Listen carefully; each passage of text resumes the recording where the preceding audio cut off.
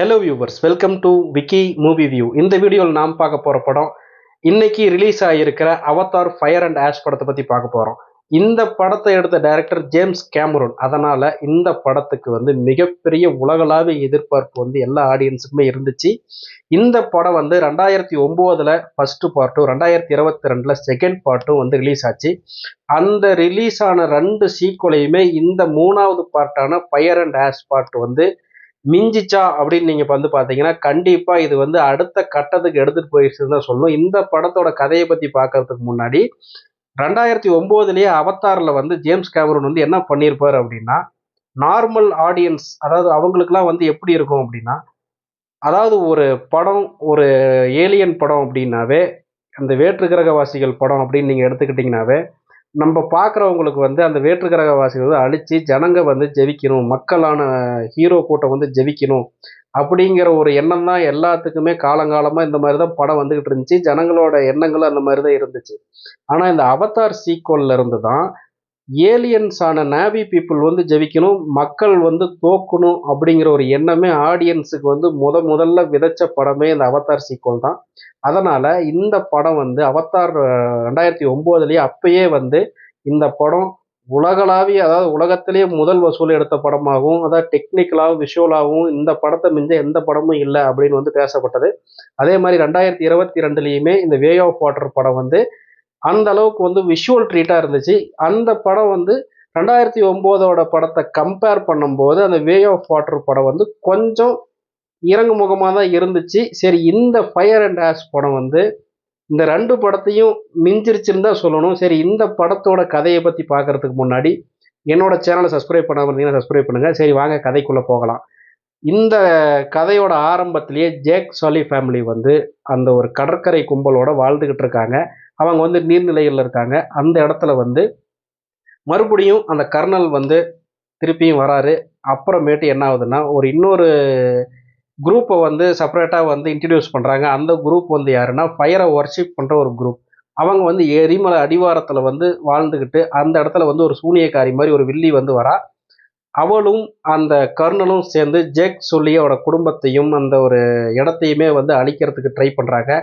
அந்த இடத்துலேருந்து எப்படி போர் பண்ணி இவங்களோட ஈவா அப்படிங்கிற ஒரு தெய்வத்தை வழிபடுறாங்க. அந்த தெய்வத்துக்கிட்ட முறையிட்டு அந்த தெய்வம் இவங்களுக்கு சப்போர்ட் பண்ணி எப்படி கடைசியாக அந்த போரில் ஜெயிச்சாங்க அப்படிங்கிறது தான் மொத்த படத்தோட கதையுமே. இந்த படம் பார்த்தீங்கன்னா, கதை என்னமோ ஓரளவுக்கு நார்மல் கதையாக தான் இருந்துச்சு. ஆனால் இந்த படத்தோட விஷுவல் வேற லெவல் விஷுவல் தான் சொல்லணும். ஜேம்ஸ் கேமரூனோட கற்பனை வளத்தை வேற லெவலுக்கு கொண்டு போயிட்டாரு. ஏற்கனவே டைட்டானிக் இந்த மாதிரி படம்லாம் பார்த்து வியந்த ஒரு டைரக்டர் இப்போ 2025 இவ்வளோ டெக்னாலஜி வளர்ந்த டைமில் எப்படி எடுத்திருப்பாரு அப்படின்னு நீங்கள் இந்த படத்தை நான் ஐமேக்ஸ் 3Dயில் தான் பார்த்தேன். அதனால் ஐமேக்ஸ் 3Dயில் வாய்ப்பு கிடைச்சா பார்த்து நீங்கள் என்ஜாய் பண்ணுங்கள். உங்களுக்கு அந்த அளவுக்கு ரொம்பவுமே பிடிக்கும். ஐமேக்ஸில் பார்க்குறவங்களுக்கு அந்த இடத்துலையே நீங்கள் அவதார் உலகத்திலே இருக்கிற மாதிரி ஒரு ஃபீலிங்கை நான் உணர்ந்தேன். நீங்களும் கண்டிப்பாக அந்த ஒரு எக்ஸ்பீரியன்ஸ் ட்ரை பண்ணி பாருங்கள். இந்த படத்தோட விஷுவல் அந்த ஒரு கடல்வாழ் உயிரினமாகட்டும், அதுக்கப்புறம் பார்த்தீங்கன்னா அந்த திமிங்கலங்கள் ஆகட்டும், அப்புறமேட்டு அந்த வனவிலங்குகள் ஆகட்டும், அதை காட்டுற விதமும், அதுக்கு ஒவ்வொரு சின்ன சின்ன டீட்டெயிலிங் கொடுத்துருக்கிறாரு. அந்த டீட்டெயிலிங்லாம் எப்படி எக்ஸிக்யூட் பண்ணாருன்னே தெரியல.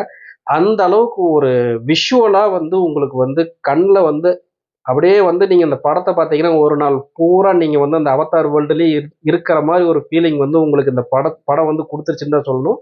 சரி, இந்த படத்தில் ஜேக் ஷுலி அவரோட ஃபேமிலிக்காக போர் செய்கிறாரு. அதுக்கு என்னென்னமோ ஒரு சைடு சப்போர்ட்லாம் அவருக்கு அவர் மகனாலையும் ஒரு பொண்ணுங்களாலையும் ஒரு ஒய்ஃப்னாலையும் கிடைக்குது. கடைசியாக ஜேக் ஷுலியை விட அவனோட மகனும் இன்னொரு பொண்ணும் பண்ணுற வேலை தான் அந்த போரை ஜெயிக்கிறதுக்கு ஒரு வாய்ப்புகள் நிறையாவே கொடுத்துருக்குது. அதனால் மற்ற எல்லா சைடு கேரக்டர்களுக்குமே ஒரு இம்பார்ட்டன்ஸ் கொடுத்து இந்த படத்தை ஒரு சூப்பரான உலகத்தரம் வாய்ந்த ஒரு படமாக கொடுத்துருக்கிறார் ஜேம்ஸ் கேமரூன். மறுபடியும் இந்த அவதார் சீக்வல் ஒரு உலக சாதனையை படைச்சிருக்குன்னு தான் சொல்லணும். இந்த படம் world first box office record படைக்கும்னு நினைக்கிறேன். அந்த அளவுக்கு படம் வேற லெவலாக அட்டகாசமாக இருக்குது. அதனால் இந்த படத்தில் அடல்ட் கான்டென்ட்டை பொறுத்த வரைக்கும் மோசமான சீன்களை எதுவுமே இல்லை. தாராளமாக ஃபேமிலி, அதாவது குடும்பமாக போய் பார்க்கலாம். குழந்தைகள்லேருந்து பெரியவங்க வரைக்கும் நீங்கள் போய் பார்க்கலாம். கண்டிப்பாக நீங்கள் வந்து என்ஜாய் பண்ணுவீங்க. அதாவது இந்த மாதிரி ஒரு படம்லாம் நம்ம ஆளுங்க வந்து எடுக்கணும்னா இன்னும் ஒரு 50 100 வருஷம் போனால் தான் எடுக்க முடியும்னு நினைக்கிறேன். அந்த அளவுக்கு ஒரு டெக்னிக்கலாக வந்து ஒரு ஒவ்வொரு ஒரு சின்ன சின்ன விஷயத்துக்குமே டீட்டெயிலிங், அந்த டெக்னிக்கல்லாம் வந்து இந்த படத்தை வந்து நீங்கள் வந்து வேற லெவலுக்கு கொண்டு போயிடுச்சுன்னு தான் சொல்லணும். அதனால சூப்பரான ஒரு படமாக வந்து வந்திருக்குது.